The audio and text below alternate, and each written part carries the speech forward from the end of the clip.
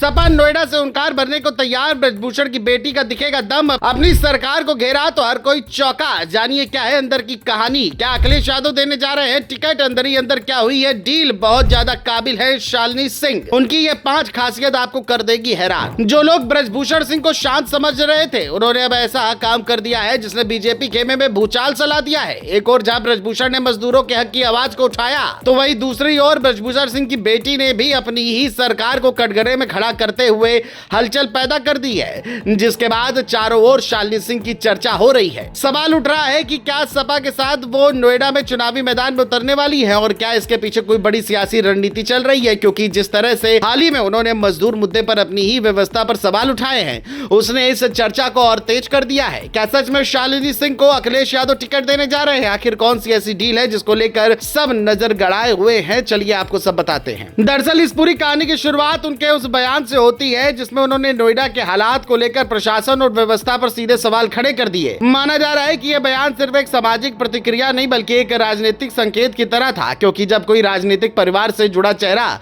इस तरह खुलकर बोलता है तो उसके पीछे सिर्फ भावनाएं नहीं बल्कि एक रणनीति भी होती है। और यही वजह है कि अब ये चर्चा तेजी से फैल रही है। अखिलेश यादव क्या उन्हें सपा से टिकट देने का मन बना चुके हैं और क्या पर्दे के पीछे कोई बड़ी सियासी सेटिंग तैयार हो रही है? अब अगर शालिनी सिंह के प्रोफाइल को समझे तो तस्वीर और साफ होती है, क्योंकि वो सिर्फ किसी बड़े नेता की बेटी नहीं बल्कि खुद एक मजबूत पहचान रखती हैं। पेशे से आर्टिस्ट और 5 किताबें लिख चुकी हैं और उनकी कविताएं अक्सर चर्चा में रहती हैं। उनकी किताब बेबाक हूँ बेअदब नहीं ने उन्हें एक अलग पहचान दी। इसके अलावा वो वकील भी हैं और शिक्षा के क्षेत्र से भी जुड़ी हुई हैं। नोएडा सिटीजन फोरम में उनकी सक्रियता उन्हें सीधे जमीनी मुद्दों से जोड़ती है। यही उनकी सबसे बड़ी ताकत मानी जा रही है। यानी वो सिर्फ सियासत की विरासत को लेकर नहीं बल्कि अपनी अलग पहचान के साथ मैदान में उतरने की क्षमता रखती हैं। अब बात राजनीतिक ताकत को देखें तो यहाँ भी कहानी कम दिलचस्प नहीं है। उनके पिता ब्रजभूषण शरण सिंह 6 बार सांसद रह चुके हैं। परिवार में एक भाई सांसद है और दूसरा विधायक है। ससुराल पक्ष भी राजनीति में मजबूत पकड़ रखता है।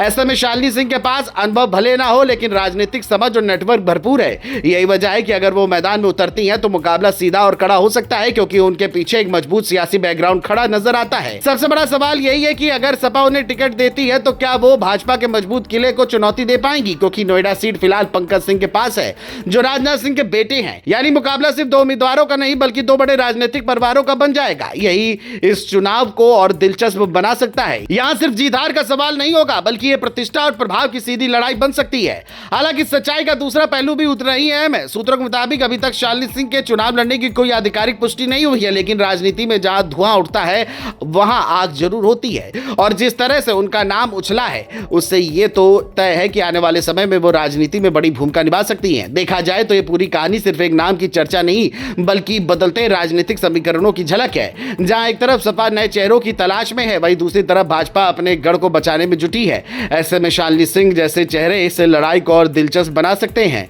अब देखना यही होगा कि ये सिर्फ चर्चा बनकर रह जाती है या फिर सच में नोएडा की सियासत में एक नया चेहरा उतर कर खेल बदल देता है।